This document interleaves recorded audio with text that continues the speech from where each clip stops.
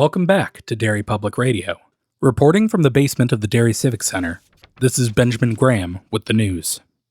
In a shocking twist, phone calls were responsible for the most recent apocalyptic event in Derry. Thankfully, the crisis ended early as no one answers their cell phone anymore. I'll tell you what I told HR 3 years ago. No power on this earth could make me answer a phone call from Josh. You're listening to Derry Public Radio. This is Derry Public Radio.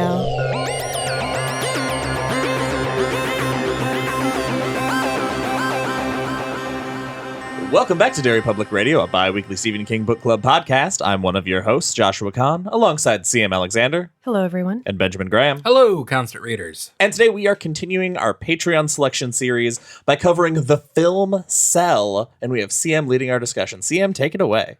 Thanks, Josh. Before we begin, just a little bit of background about the movie. It was optioned immediately, I think in 2006 when it was published, but it didn't get filmed until 2013 and didn't get released until 2016. And it was supposed to originally be directed by Eli Roth, who seemed to have a pretty cool idea about the direction that he wanted to take this movie in. Yeah. But he dropped out because it had been too long, and I guess by the time they were going to film, he was working on his own stuff and decided he liked his own stuff, doing his own stuff better. Was the direction a comedy? No, it was supposed to be, according to IMDb's trivia, it was supposed to be like a worldwide look at what happens after the pulse. Interesting. Instead of focusing on our main characters, it would jump around the world to see the effects of this event, which would not have been the movie. Right, yeah, that would have been the book. Yeah. But is that a good It's very idea? cool. Because that's how you should adapt that kind of book. Yeah. Because it's so personal and so character driven, and we don't really get that, of course, because we don't have all those monologues. Okay, so before we get into the plot, though, or the differences, I guess, because we already know the plot, it was directed by Todd Williams. He directed a handful of movies, including, and I'm just mentioning the ones that sound familiar to me that I think maybe our listeners will know, Paranormal Activity 2. Sure. Which is apparently the good one. I've never seen it. It is good. I like the Paranormal okay. Activity movies. It stars John Cusack as Clay, Samuel L. Jackson as Tom, Isabella Furman as Alice, and Owen Teague, our favorite Harold, not to disparage the other Harold because he was awesome too, but he plays Jordan. And it was co-wrote by Stephen King and Adam Alecha. Sure. Yeah, he did the screenplay. That guy also did The Last House on the Left and some other things. Cool. The original or the remake? Probably the remake. The remake. Okay. Yeah. It grossed $1.3 million at the box office. Which is very little. It's very low. That's so low. I was trying my best to Google how much this movie costs to make. I couldn't find that. Did you find it? It can't be a lot. I think the amount is so low that they're just like, don't put it on the internet.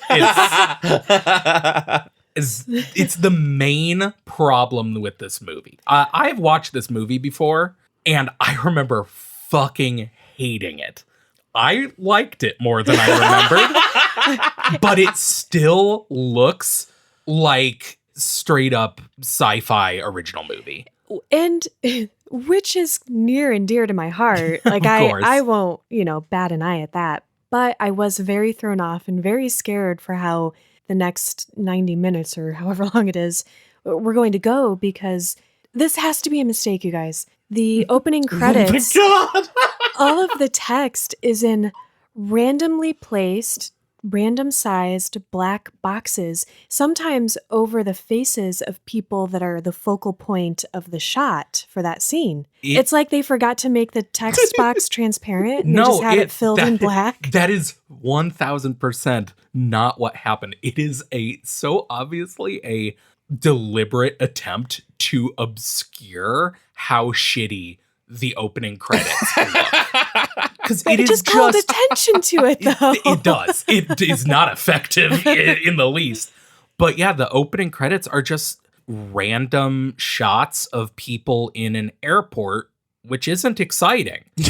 And there's no music playing, which is weird. That was a baffling choice. Okay, I'm confused though because this opens in an airport. Mhm.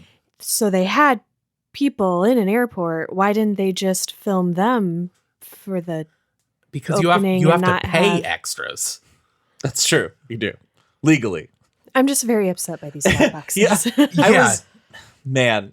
And the no music thing actually bothered me more than I thought it would. I would have accepted if they had done like a cacophony of like ringtones or something. Would you have been happy played if, into that a little? if the music was the music from the play menu?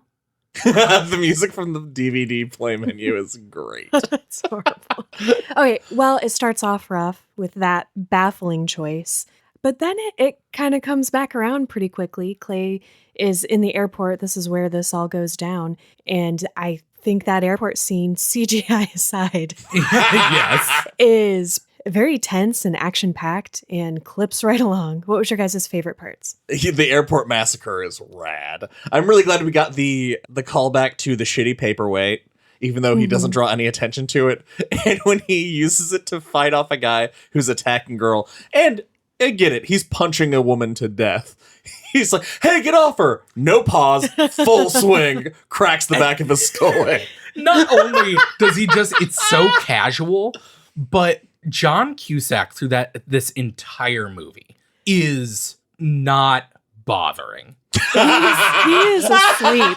He is there for a paycheck, and that is a very small paycheck, I would assume. All of the budget in this movie went to John Cusack and Samuel L. Jackson. Ironically, he is phoning it in.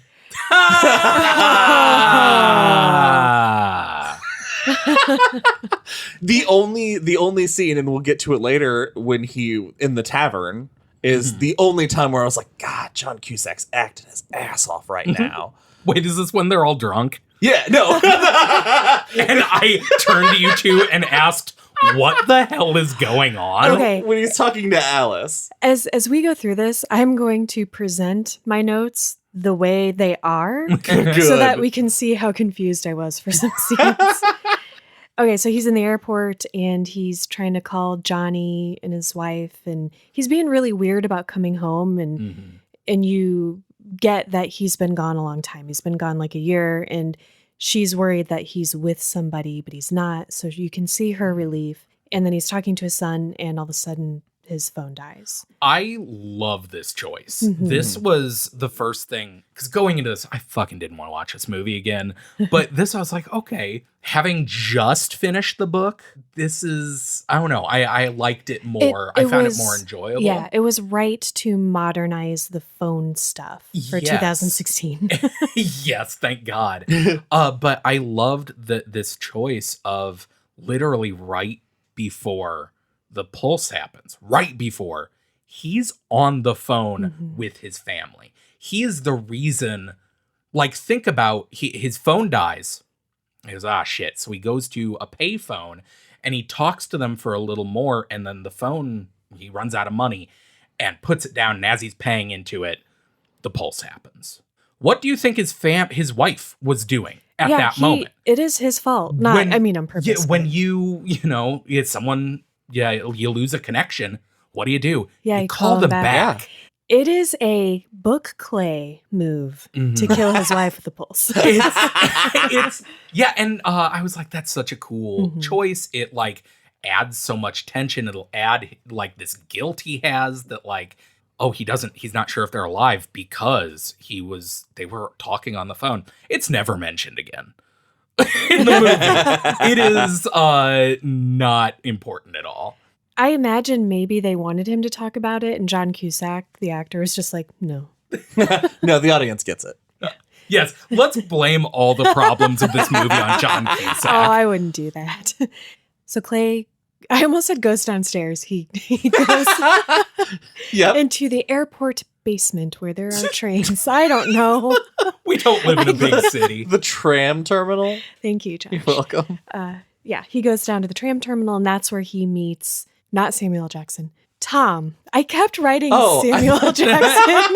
No, and more importantly, he meets DJ Liquid. Oh no. Okay. So he meets Tom, and his trip to the train is nuts. He has to wade through a mini sea of phoners who are just like writhing and being weird on the floor. And they're making strange phone noises out of their mouths, which is a cool way, I guess, to show visually what's happening. And he's pulled into this train. He's saved by these guys. DJ Liquid, who's not... Dude in a Ed Hardy t-shirt that decides to tag along. Were you guys excited for the adventures of DJ Liquid? I was kind of hoping you'd stick around for a little bit. No, I was relieved when he got an axe to the chest. But it's because of DJ Liquid, the only time we ever address that Tom is gay. It's the only time it's ever brought up as a character moment. It is so fast, I missed it. Yeah. I had to trust you because you were the only one that heard it. Yeah, he just says, DJ Liquid says, I got to call my boo. And Samuel Jackson makes fun of him. And he's like, what, you don't have anybody to call? And he's like, my man left me a month ago. Samuel Jackson plays Tom pretty cool. I was shocked. He's a badass. I mean, I should have known. Like, he's gonna, if there's gonna be a movie and Samuel Jackson, even if it's a bad movie, he's gonna carry it. Like he did for sure. He has all of the really cool. Like he's good at everything. He has all these great ideas. He just thinks fast on his feet throughout this whole thing. And he was in the army. He mentions he was in basic training, so he knows guns. He knows guns so well that at one point he shoots a hunting rifle with burst fire. It's very confusing. That was hilarious. So we do not get our hotel scene with Mr. Riccardi. I keep wanting to call him Mr. Moriarty.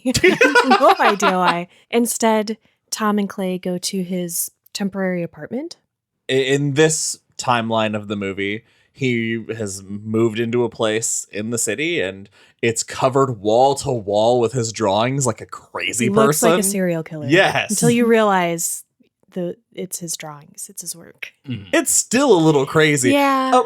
Mostly to point out that if you're an artist and you have just drawings on paper, not framed in anything, you have them taped on your wall. The one room in your house you don't tape up paper is the bathroom. And when Alice goes into the bathroom, there are taped up drawings in the bathroom too. And she chose to be there. She comes knocking. She's covered in blood with a knife and has some dialogue from the book similar about killing her mom. And he lets her take a shower. And then they go through the conversation about that they're flocking and all of that and what they should do. And Clay wants them to illustrating go the with. flocking was cool. It actually, it looks so much more unnatural and unintimidating. Yeah. In the book, like imagining it, I didn't think of how people don't move like that. What did you guys think of their trek the next day out of the city? Mostly, I just thought about how it was the middle of the day because they couldn't afford to film most of this movie at night. I really liked the part with the people on their motorcycle who just blindly charge into a huge... Do you think that was supposed to represent the sprinters? I guess. Yeah, we didn't get any... we get very few other people. Yeah. You don't get the scenes of them like walking, just like migrating themselves and all the people they meet on the road. So I was thinking about that too. And there's a lot of that missing. Obviously, it's not all going to be there for the movie, but it made me feel like everyone involved in the movie in any capacity, everyone was just like, let's just do this. Let's just get through it. Come on, let's go. And not just even saying it was that bad like that, but it didn't feel like the movie was trying to connect with the audience for me at all. I completely agree. Okay. There's a lot of mumbled lines that's like you couldn't have got a better take than that. Weird editing. Poor editing choices. It became very clear a few times that Stephen King wrote the screenplay for this, at least co-wrote it, because you have that problem where because you're the author, you know the story. Mm-hmm. So the parts that are in your brain that you know how things panned out might not necessarily make it to. We're condensing the story, which they did a great job of condensing. Absolutely. And I think part of it was he knew the background, so he thought, all right, we can move. We don't have to show any of this because we'll show it this way. and it just didn't connect to viewers the way it was intended. Mm-hmm. I do really love the great moment when they find the house with the not copywritten NRA logo at it, and they decide to go in and get some guns. And Samuel L. Jackson's like, I'm one black man walking up with a crowbar. I'm not going anywhere. And John Cusack's solution is to trade him weapons, giving him a baseball bat instead. And then Alice walks up and trades him weapons again, so he has a tiny tire iron. The Samuel L. Jackson's couple of moments. Mm-hmm. Samuel L. Jackson has the funniest moments of the movie and sells them so well in the, I think the low budget and general shittiness of the movie actually might help that, because he's just obviously like, whatever. Yeah. If you told me that scene was improvised, I'd believe it. 100%. And the scene later on in the bar when the lady, this is way ahead, but I'll just say they find a bar with some people in it. And there's a lady that when they enter, she calls them all cute. It's very strange. She's a horny old lady. Yeah, just a horny old lady that calls everyone cute. She points at Samuel Jackson like, you're really cute. And the look he gives, he doesn't say anything. No, He holds that look a for so Samuel L. long. Jackson, don't talk to me anymore look. So great. I would, even if I was in a scene and with that look, I would piss myself. I also liked some of the other stuff they did with the cell phones.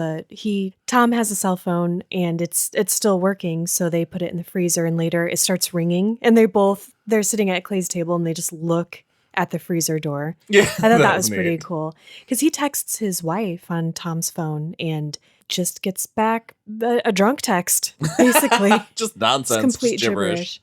I also really like the stuff in the house when they get the guns. They find the family and it's gruesome.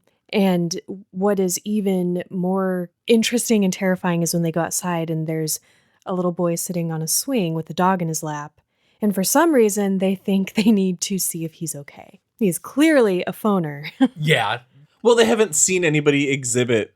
That's something that's normal-ish, swinging on a swing set, petting a dog. That's the first time we see that they weren't necessarily all batshit insane until they notice someone. So they have the reasonable response of shooting this kid as soon as he turns around and it's clear he's a phoner. With a hatchet coming at them. He had an axe in his other hand.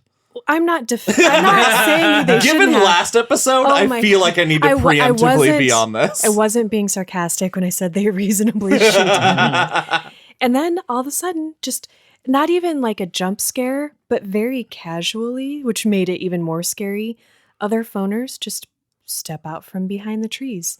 And then now we have a chase. What do you guys think of the chase scene? It was really cool. It gave me real 28 Days Later vibes. Yeah. I was into that. I found the chase scenes the least interesting part of this movie. Yeah. Even the guy who broke his leg falling down? Okay. That was rough. That was cool. Yeah, they're sprinting through the forest, and there's this really cool, the most realistic thing that happens is Phoner trips over a branch, and when he gets up, his leg is just like broken in 3 places, and he just like scrabbles to get up and still chase them. That was very cool. The part where they would just like periodically stop and turn around and just kind of like shoot guns off screen. Yeah. It's very Tomb Raider. I didn't like that. That was less good. But it was cool because I just read this, but I also wasn't thinking about Nightfall and them walking away. So when they hide under a boat, very strangely, and John Cusack looks like he's gonna shoot his gun inside the boat. And then we see sunset and they all turn and they start walking away randomly, but by the end they have their eyes closed and they have one hand on the shoulder of the person in front of them, leading the most depressed conga line I've ever seen. It reminded me of how I walk through a haunted house. Yeah, I get that. Head down, eyes closed, just grabbing the shoulder of the person in front of me. And very quickly, in movie time, we are at Gayton Academy and we meet Charles Ardai, the head, and Jordan. Played by Stacy Keach. I was He's- so excited about that. Yeah, he's in this movie for 5 minutes. Yeah. I mean, Stacy Keach is a very scary man. He does a good job, but I just imagine Ardai is so much friendlier. Yeah. He's me like, too. I love that like wacky Professor King character. Mhm. And Stacy Keach is not that. No, he he is stabs not. a man in the leg with his cane. He also has this line when they're about to. Okay, so first we see the soccer field, super effective visually. That was very cool. very disturbing. And then very, very quickly, too, they don't hardly spend any time at Gaten Academy. He's like, hey, we should do this. He stabs the phoner in the leg to illustrate that they're kind of helpless in this state and explains what they need to do. Clay and Tom drive this truck into the field over bodies, just spraying it. While just casually drinking out of a decanter of whiskey. I get that. If you're going Absolutely. to run over a bunch of people, like phoners or not, you'd have to be drunk. That would just be so disturbing. This scene is the first scene in the movie that kind of supports our this is a comedy theorem. Because, yeah, the just casual two dudes doing a blue collar job vibe between John Cusack and Samuel L. Jackson. They're like driving over literally piled corpses. Like they're all laying on top of each other. And they're just driving over it, passing this whiskey bottle back and forth. And Samuel Jackson's like, you gotta put it in lower gear, man. You gotta put it in lower gear. You're getting caught up. And John Cusack's like, yeah, I'm stuck on a skull. It's so dark and great. And it ends with you're probably over the legal limit after all that. Yeah, but next to mass murder, I don't think it's that bad. The head is the one to light the tennis ball on fire and shoot that into the field. He has this line that made me think about our discussion last episode, because he's talking about how it's a very like, can't fight progress no matter how hard I try. I guess I can do what I can. Yeah, they say you can't fight progress, but you can have fun trying, I believe is the line. It kind of pulled in the more, I felt, technophobic element of the book that the movie does not have otherwise. Yes. And it's very, I don't know, maybe it's because it's coming from a very intimidating I didn't like it. Stacy Keach with a flaming arrow, but it is menacing. And it fits with the ending, which we'll get to. Yeah. Because he's very clearly like, they say in this conversation, this might be the next step of human evolution, and touches on our discussion of, is them taking over a bad thing? Because, no free will, no freedom, no conflict, no war, if everyone is everyone. Do humans deserve to have free will if we're just being so fucking shitty with it? This is suddenly a very different podcast. Okay, so for his troubles, the truck explodes like it does in the book, and they're not expecting that, and he gets impaled with a car part. Very cool. Yeah, just like, it looks like a whole friggin' looks drive like a muffler shaft or something. Yeah. Do you think because Stacy Keach played him, they knew that we wouldn't buy the Raggedy Man making him commit suicide? he's So they too tough. They had to impale him with the car part. It's too much of a hard ass. If anyone on set was like, you're changing the script for me, it wasn't John Cusack, it was Stacy Keach. I'm not killing myself. Fuck you. Well, and I'm glad that they got rid of that, because they really got rid of the stadium dream. They still did dreams to hilarious follow through, but I liked it. But getting rid of the being stood on stage and declared insane, they let all that go. So it was right to just kill the head and move on. And they have a line where they're like, oh, do you feel that? We feel their rage. So that's sort of representing that. And there was no confrontation with the Raggedy Man, which I was like, okay, is he Sorry, in who? this? Oh, I'm sorry, the president of the internet, as he is known in this movie.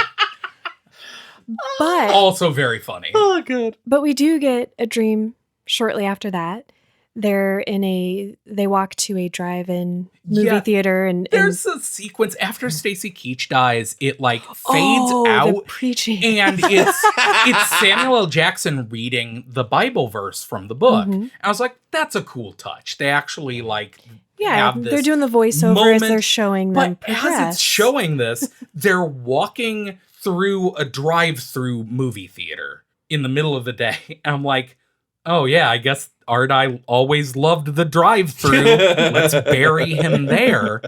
But we don't see them trying to bury him or anything. It's just Tom in the lobby of this drive-through reciting a Bible verse for some reason. Everyone else is trying to sleep. Yes. It was not a voiceover. It was not they're doing this while it's fading into this. It was entirely diegetic. Like, it was happening. Very weird choice. It's just wait, non-diegetic? It's definitely one of those. Let's talk about Clay's dream, because this was, I don't know how I feel about it. Well, yeah, it does show his wife blowing a zombie. Yeah, so my immediate note was, what are the others dreaming about? Because we didn't know at this point. I was really hoping it was a shared dream still. God, that would have been so hard for him to explain. The very ending, the jump cut at the end, I really liked, because he walks into a bathroom and literally just sees the Raggedy Man. It's the first time we see him standing facing a wall with someone about yay level. Yeah, giving him a blowy. My yay waist. Level. Yeah. Yay! That was gross, you guys. Yes, the yay level. Oh my god. And the Raggedy Man turns around and his face is all ripped up. And he just kind of laughs. I was like, this is dumb. But then he just like looks really serious and does a quick phone gesture and he wakes up. Yeah.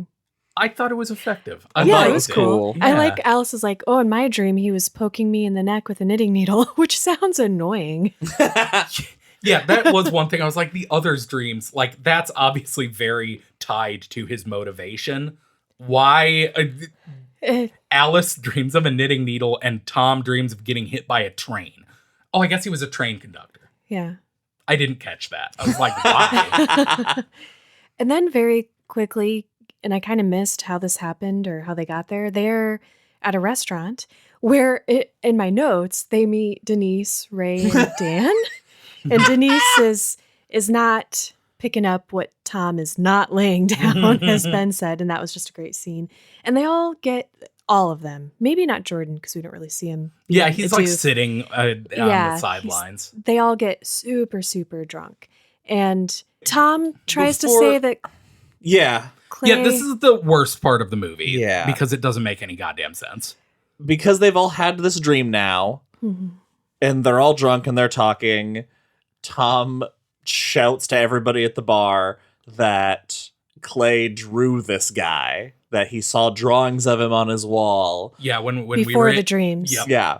Tries to insinuate that he created this guy. That's it sounds okay. like. That's what, all right, I did understand that. Yeah, and which is why he asks him how the story ends, as though they're acting out a story that he has written. And which is a different Stephen King book completely. Yeah. yes, and it's fully nothing else from his graphic novel has happened, so there's nothing else. Yeah, it's confusing and like an unnecessary plot point. Unless they change it to be that's what is happening. Yeah. What are you doing? Well, but that's also not what Clay says, something to the effect of, a lot of people have drawn the devil. That's his response to it. Because when you do see the photos at the beginning, I was looking for that foreshadowing, and it's literally just I thought it was Flag. Yeah. I thought it was like a wizard's You hood. mean Flack. The wizard Flack. Yes, the wizard Flack. Oh, Sleepy Jean, where were you? I think John Cusack was Sleepy Jean. Yeah, no, it's a very weird, and it's not touched on later. No, like, that's why it's so bizarre. Yeah. Can I tell you guys, though, my favorite part of the movie is right after this scene. Because Clay is talking to Alice and he's sketching her a really beautiful picture of her face. God, that's a great scene. And he's basically just telling her about his family, what's going on with him and his wife and his separation.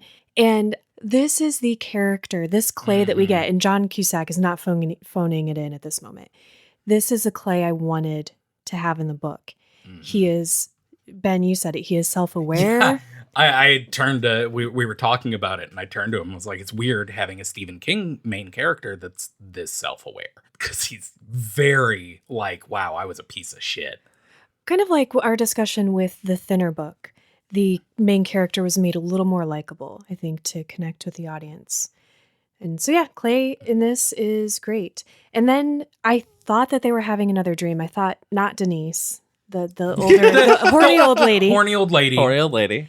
She wakes up and looks around. Everyone else is sleeping. It's not like the first dream where Clay wakes up and nobody's around him. It's just him alone. And she walks to the door of this restaurant.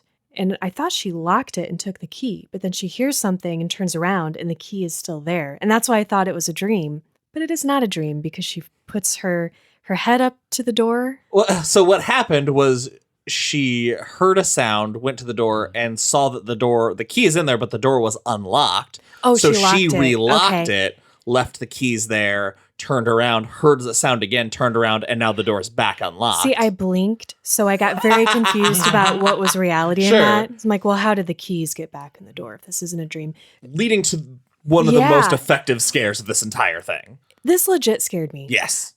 Really? Yeah.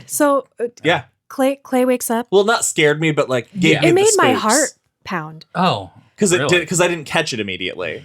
Yeah, Clay wakes up and he notices that she's just standing kind of off by the door in a very creepy way, in a very Blair Witch way. Like, don't ever just stand with your back to people and not move, please. And he gets up and he has his gun because he can tell something's off. And he's very quietly approaching her. And it cuts to the front of him. And just very subtly, I thought, behind him, they're just phoners and they're not moving. So you almost don't see them at first. And that's I the part. didn't see them. That's why I was... Oh, that's this what you was guys terrifying. reacted to this scene so quickly. It's so like powerfully. And I was like, it's a late, she's standing there. And then a guy jumps out and attacks John Cusack. And I thought it was funny. I didn't see them until all three of them were in frame. And that's when, because I just saw the lighting off of one guy's head and I was just like, holy shit, there are people in the darkness. And that's where we find out that in this movie, they don't have to use phones to continue to send out the signal. They do it with their mouths. A great change. Which It is works, yeah. so creepy in the scene where they're all like fighting and these phoners are holding some guy down and Not yelling. Ray. Yeah, not Ray. And yelling in his ear and turning him into a phoner. It's so effective. And it's like, whoa, that's a cool change and like really threatening. And then the next thing happens and it's very sad. And then the next thing after that is three characters walking down the road with the worst ADR explaining what just happened. And then a weird fade out. And then, a super it was weird like a fade out. 3-second scene that we couldn't hear. Yeah, it was like the movie's throwing to commercial. It's very unfortunate because the thing that happens, I was ready to be like, oh, is this actually a good movie?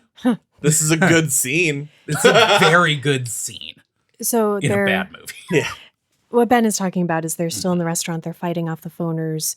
And Alice saves Tom by shooting a guy on top of him. And he turns and he goes, Alice, watch out. And not Denise just hits her as hard as you can in the back of the head with a baseball bat. And that is how Alice dies. The makeup of her eye hemorrhaged. Ooh, yeah. As they're driving and the way she whispers her like final, it's just mumbled, her final words, just devastating. And really weird that it then cuts to a single shot of the Raggedy Man. His eye was also looked hemorrhaged. And I hemorrhaged thought, in the is that, same way yeah. as her. So I thought, oh, are we going to get something where he's communicating through her? Well, we might have, but the sound was so inconsistent in this that we couldn't hear what she was saying. I didn't know that was or was not on purpose. Yeah. Which is a problem. Which is a problem. Which is a problem. If the other scenes that we talked about hadn't been the way they were, I would have thought it was on purpose and I would have been like, oh, cool. There are many scenes in this movie that would be extremely good if the rest of the movie was made competently. I was also really glad that they took... I was afraid they were going to do Alice's death in the bar, and she was just going to fade away. So I was very, very happy that that next cut was to them outside. Each of them either is holding a hand and Clay is like brushing her hair with his fingers. They're all just, they're there. And you have that moment where they just have to sit with the pain. In the middle of the day. Because they can't afford to shoot it. They can't shoot at night. Oh so they're walking on a road in the mountains, I think, in the snow, and they're saying something. Can't hear what it is. And then we cut to them meeting our other, well, I thought 3, but it's actually only 2. It's actually Ray and Denise. And we get, were y'all in agreement, just the best character of the movie? Hands down. Man. He was a little too much for me at first until I figured out what was going on with him. Which I think is a great choice. I think that is a great way to develop a character, make them that off-putting, and give the audience that aha moment. And it made him stand out in a way that none of the other characters really stood out to me. Yes. Which was also cool. Because he's going on like he is on meth. Yes. He is just hyped. Bonkers. And you find out that that's because he has not been sleeping because he doesn't want to have the dream. So that's how he's protecting himself. Which is also great because it shows they had their dreams after the first flock kill. And Ray basically says, we've killed 2. The dreams have never stopped. They continually get worse. So it implies that every time he sleeps, he is getting brought and haunted to by the Raggedy Man. Whereas these guys, our heroes, just had the one dream and it hasn't happened again. Yeah, it's so good. The actor's name is Anthony Reynolds, and he's... Also, I was very excited that him and Denise are the only characters in the movie that have a Boston accent. Yes! Which adds so much. Anger. It adds so much anger. They just seem so mad. But he nails every scene he's in, especially when they're driving before he pulls over. God! And he is... Oh, first we need to talk about them doing the Michonne. Oh, yeah, that's right. Yeah, CM, you called this plot point. We find out that Denise's brother is a phoner, but they have a bag over his head and they have him tied up. And it's cool because it gives us some neat exposition about how when the phoners are near, his behavior changes. Otherwise, he's just kind of like a traditional mindless zombie. And they figured out, too, that the phoners can see them through his eyes. So that's why they have him bagged up. And she's trying to shove food in his mouth, which is terrifying. I really thought he was going to bite her fingers off. I did, too. He does something better. He starts making a weird phone noise when Clay approaches and starts talking, and Clay recognizes the voice. And so they're all trying to stop him, but he will not be stopped. He rips the bag off the guy's head. And he's a guy in his 20s, and he's speaking with a kid's voice. Yes, and it's Johnny's voice, and he says, "Hi, Dad." And that was fucking great. And Tom shoots him to death as soon as that happens. Yeah, I think that was the best. I wouldn't call it a scare. That's the best piece of world building in this movie. Yeah. Like, that is, yes, that is a scene that if they adapted this into a TV show, that would be a major... That'd be the cliffhanger. A major thing. It would be an ongoing thing of using phoners as radar. Like, that's such a cool idea. So let's talk about, they're driving, and you think it's a comedy moment at first because Ray is mumbling to himself. And this is an actual mumble. I don't think we're supposed to hear what he says. And Clay's kind of looking at him like, "You okay, Ray?" And he stops, and he gets out of the truck, and he walks up the hill, and he looks back at Clay. And then he keeps walking. Clay is not picking it up. And he looks back at him again, and he makes the head nod motion like, "Follow me." And let's talk about this scene. It's so crazy because Clay is trying to talk him down, knowing that he has not slept in a week, because this is where he's saying he comes to me when I'm sleeping and it gets worse and worse. And he's hearing voices. He's hearing voices awake. now. He's seeing things now. And Clay's like, "You think maybe it's because you haven't slept in a week? That might be giving you hallucinations." Which is cool. Someone because a grumpy boy. Well, it's neat because that's a really valid argument. Yeah. And so we as the viewer don't know if the powers in this movie include those things like while they're awake or if he is just hallucinating. And he pulls the phone with a piece of paper rubber banded to it, tosses it to Clay, and he says something to the effect of, "They think I'm the end, but you're the end. Take this, call the number when the time comes." And he's like, "When the time? When's the time?" "At the end." Duh. Yeah, of course. But the whole time, Clay's keeps saying, "Hey, what's around your neck?" And we just see these wires sticking out of under his jacket. And he grabs the detonator and he's like, "Oh, this is going to blow my mind. Better step back." The dumbest line. Stephen King fucking wrote that and then put his legs up on his desk. He pulled I that would've guy too. pulled it off though. I would've I done the appreciated same it coming out of his thing. mouth. Yeah, and he blows himself up.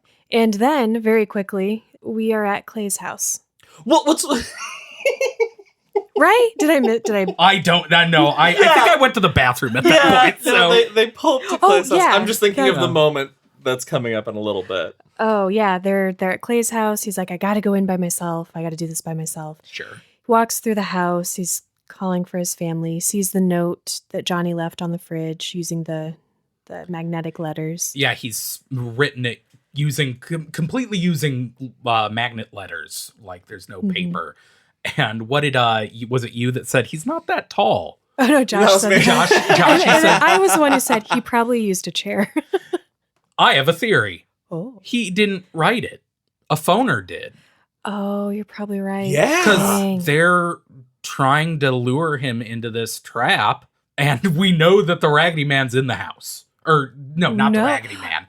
But we know there's a phoner in the house. Yeah. So, yeah, I think Johnny just didn't write it. He didn't. It was Well, a- that's it. Yeah. That makes Because perfect we sense. never get any other notes from him Mhm. or anything. It's wow. Yeah, he's already a phoner. All right, so Clay he hears something in the attic. He's in Johnny's room for some reason. He goes up there to look for I don't know what. And Ben, you pointed out that the boat picture from 1408 Yep. Yeah. is on Johnny's wall. Looking very out of place. So he hears something in the attic. He goes up there. He opens a closet door in the attic. Yeah, this big. What is that room? It's like a broom closet in the attic. Yeah. Convenient. Sure. He's got a real big house. I'm He not does have a questioning big it. house. And out pops in a jump scare the Raggedy Man. And so there's a fight, and he's trying to beat him off. And then, you know what I mean. And then Tom. To get vengeance from what happened in his dreams. Yeah, I was gonna say Yeah. his It's wife like- beat him to it. Oh. Hey! Yay! Yeah. And Tom shows up and saves the day. And it's not the Raggedy Man, it's actually Sharon. And he shows no. He's very book Clay in this moment. Pretty much, other than that one scene with Alice, the Yeah, rest of the true. book, there's not much emotion. It is No. very wooden John Cusack face. He seemed kind of angry most of the time. Yeah. Like the person, not the character. Yeah. We cut to Clay sitting at his kitchen table, mourning his wife, maybe. And he's Mhm. looking at the phone and the note. And Tom's like, "What's that?" And he explains it to him. And I think Josh, No, it was or- Ben. it was Ben. Ben was like, "Oh, Tom's smart." And then the very next scene we cut to, he's opening, they're in an ice cream truck.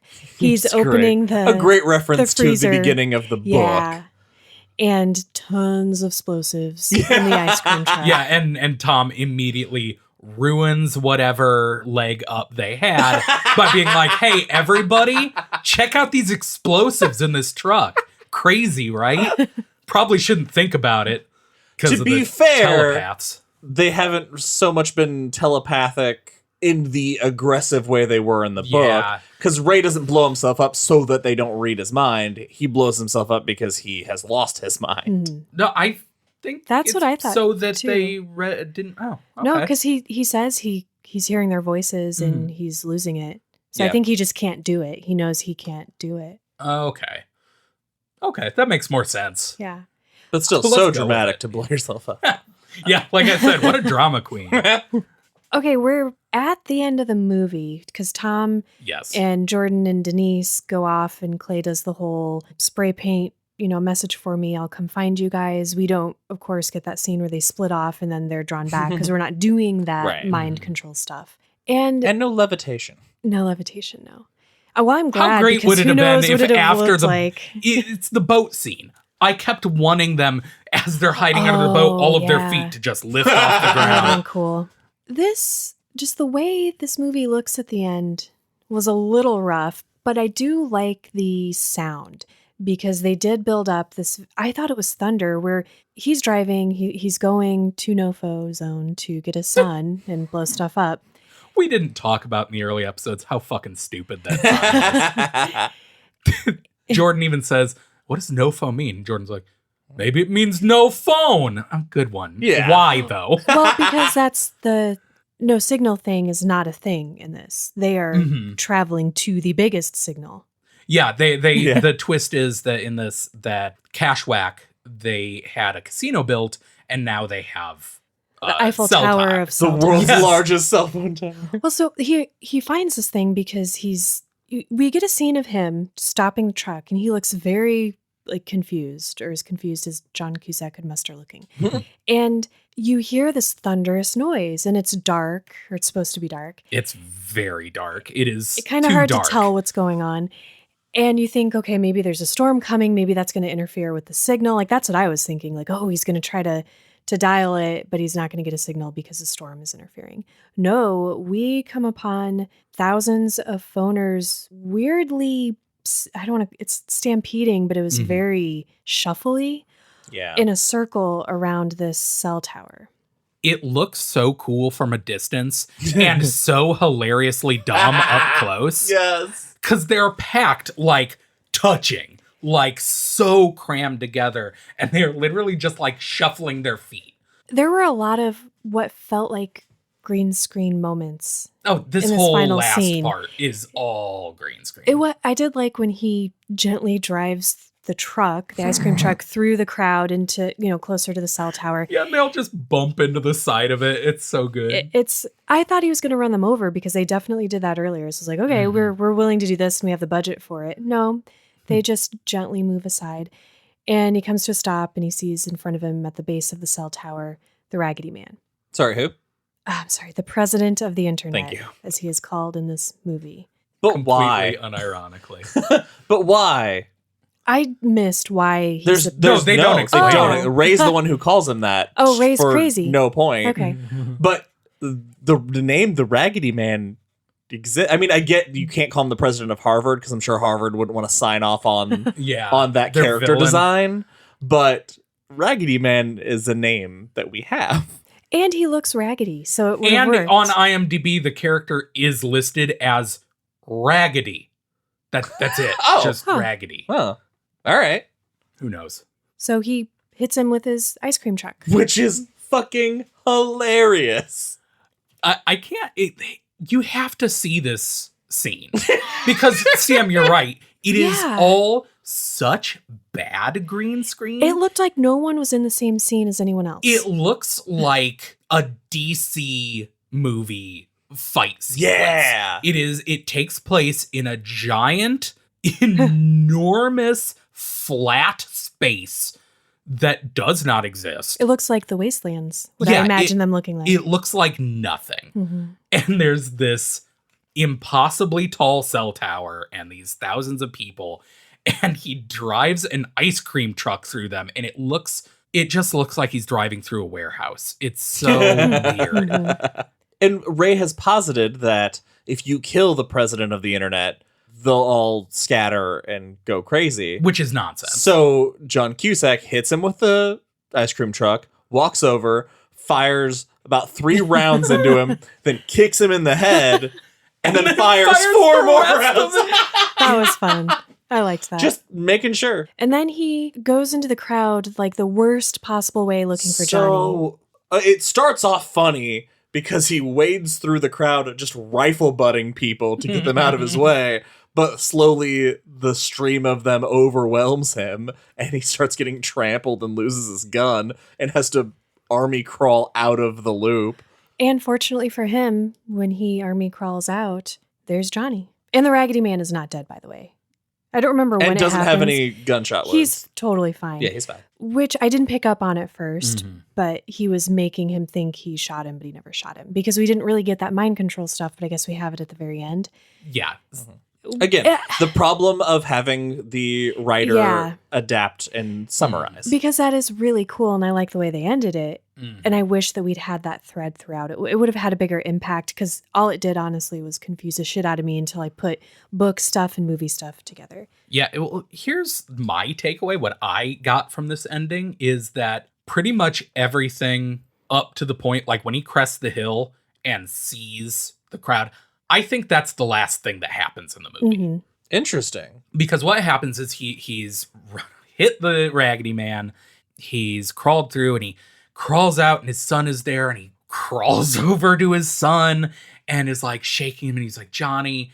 And Johnny looks up, and you know something's wrong, and it cuts. It shows all these phoners around him staring up at the tower and screaming.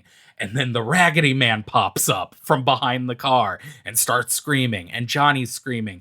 And John Cusack pulls out the phone and dials the number and hits it and vaporizes everything, Including himself. and his including son. himself and his son. You're like, oh shit. Well, okay. I mean, that's definitely a departure. But Yeah. also, we get the hilarious far shot of the explosion and the tower falling. Falling. The so CGI bad. is It's rough. really bad. So bad. But then it jump cuts to a sunny day. John Cusack and his son walking through the woods by a tree labeled TDJ. And you're like, I thought it was like his brain fight, like his last. He was just having a Not nice to- dream before he died. not to plagiarize a more popular and better podcast, but it's a Jacob's Ladder scenario. Oh, yeah. Absolutely. Yeah. Shout out. We've talked about that before on ours, though. Yeah, we have plagiarized Jason Mantzoukas before. Just to get him on the show, and he will not come. Zooks. So yeah, I believe that after he crests the hill, he does all this. There's no way he is not turned. I thought of this when during the scene where we find out that they can turn people Mhm. because they hold these people down and they emit this noise and drives them crazy. Well, the rest of our characters are in the same room. And I was like, well, if you just have to hear the noise, why are they not turning? Why is it directional, like out of these people's mouths? And in this scene, when he's literally wading through thousands of phoners screaming at the base of this huge cell tower that you assume is like amplifying the signal.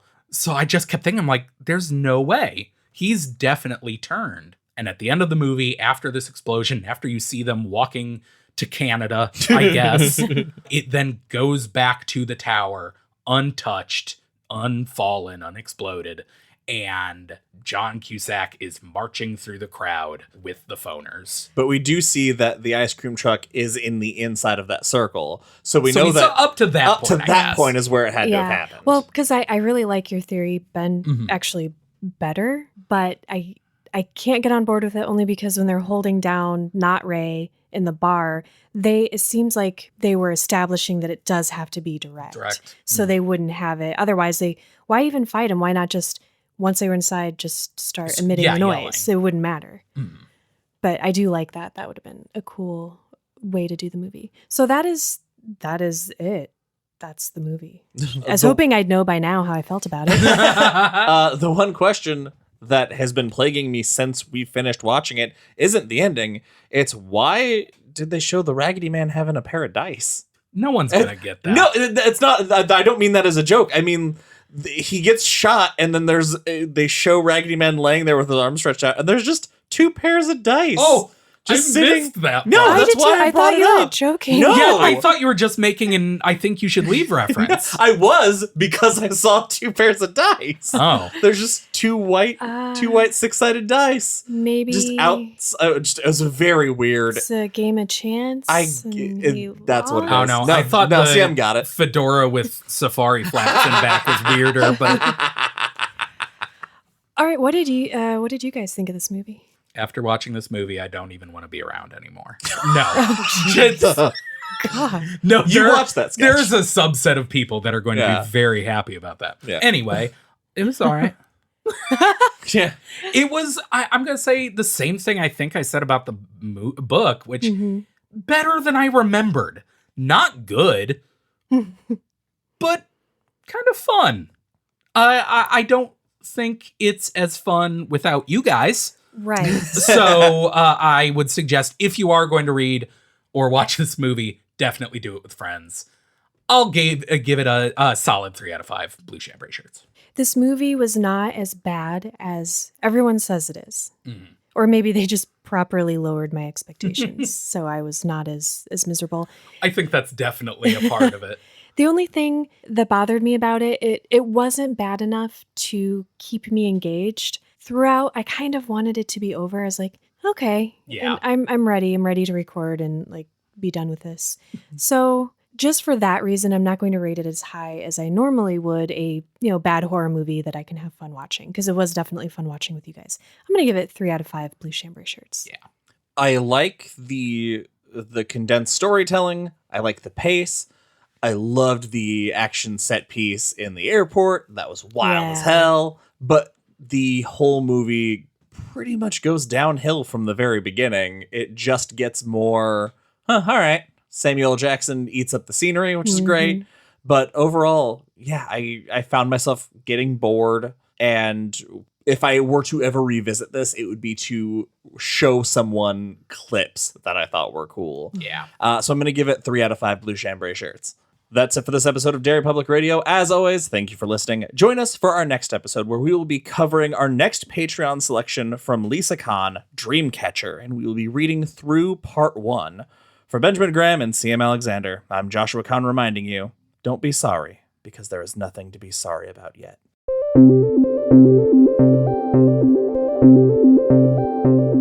Hey everyone, CM Alexander here. Thank you for listening to Cell Part 3. We hope you enjoyed it. Before I get to the haiku, just a reminder of all the places you can keep up with us. Facebook and Instagram at Derry Public Radio, or Twitter at Derry Public. Or you can send us an email. We love hearing from you and knowing how you guys feel about the books too. Don't forget to follow us on our Patreon, because we post early and bonus stuff there every month.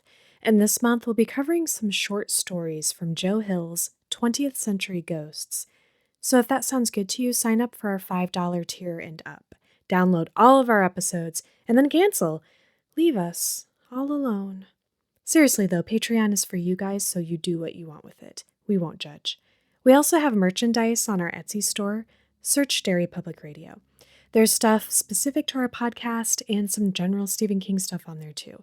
And we're always looking to add more things, so if you see a design you like, but we don't have it on the product you want, tell us and we will make it just for you.